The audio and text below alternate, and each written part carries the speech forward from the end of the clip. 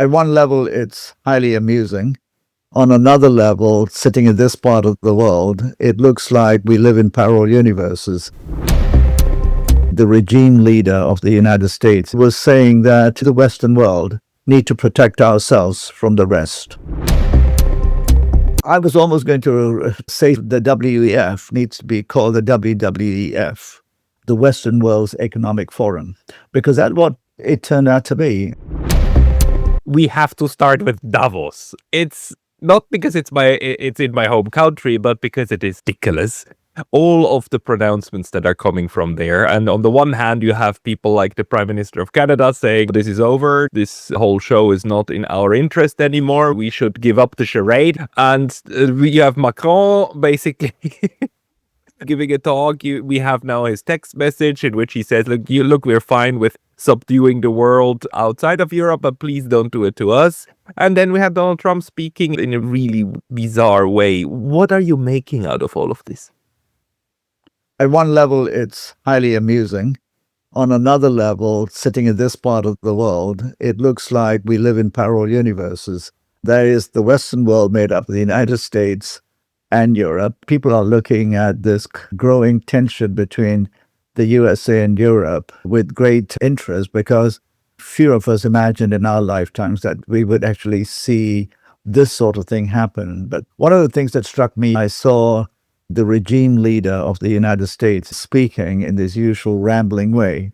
But what was really interesting was a sentiment that he made at the end. He essentially was saying that the Western world need to protect ourselves from the rest. And I was wondering about who else is in the audience. Of course, typically in Davos, the power is with the Western world. But he was very clear. I would go as far as to say that he made a sort of white supremacist sort of declaration that Western civilization is the best in the world. We need to return it to its pinnacle. We are the people who created all the great wealth in the nation, ignoring the history of plundering that created a lot of that wealth, and we have to protect ourselves. So I was almost going to say the WEF needs to be called the WWEF, the Western World's Economic Forum, because that's what it turned out to be. And then when he's finished speaking, the chairman of the WEF sat down with him in a most sort of awkward manner, almost treating him as though he was his guru, his teacher, his leader, and asking the most simplistic questions. It was that relationship that you could see was so subservient. There's this mix of feelings, right? On the one hand, the Europeans and Canada too deserve this moment. They deserve a feeling just subdued and powerless, because that's what they did for 500 years, the Europeans, for 500 years to everybody else. On the other hand, we all understand that this is not healthy. How do you think the formerly colonized world is looking at this? For most of the world, it's a bit of a surprise. To be honest, I think a lot of people are slightly glad, because to see that the relationship is beginning to devour itself. The analogy one might use is an abusive marriage or a partnership where one partner has been abusing the other for so long. The weaker partner has been dependent because there's some riches to be gained, membership to the club, the big house, whatever. The expenses are all paid for, etc., but takes the abuse. The European-US relationship is now being seen in many parts of the world, and wow, this is really an abusive relationship. But the other partner, the Europeans, the weak partner in this, seems to be a sucker for pain and abuse, and is willing to take it. And one of the other things that's going on, as the criticism, the incessant criticism of China from Europe and the US particularly, has grown, the American behavior has actually put China in a much better light, which is the one country that did stand up to the Americans for the last 10 years. But when it came to the tariffs, which country stood up and said, no, it didn't blink, was China. Right? People around the world are looking at Europe and said, your economy collectively is almost the size of the United States. Why don't you call their bluff? That's the biggest discussion I've been having. How come the Europeans will not say? So I think there's much more respect for what China did. Of quiet diplomacy, no shouting, no calling names. That brings us to China and to the book that you wrote, Understanding China, like the Chinese way of leadership. How would you explain the Chinese approach at politics in contrast to what the Europeans and the Americans are doing?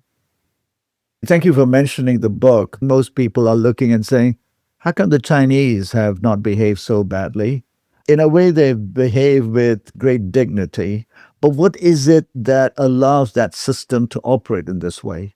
You can't understand China by looking at it through the sort of narrative of Western political systems and governance systems.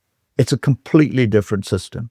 And one of the key things to understand is that the Chinese system is extremely focused on meritocracy.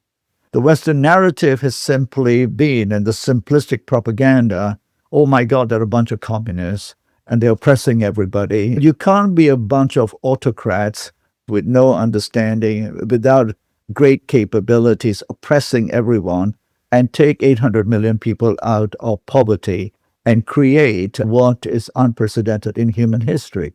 You can't get slaves to do that.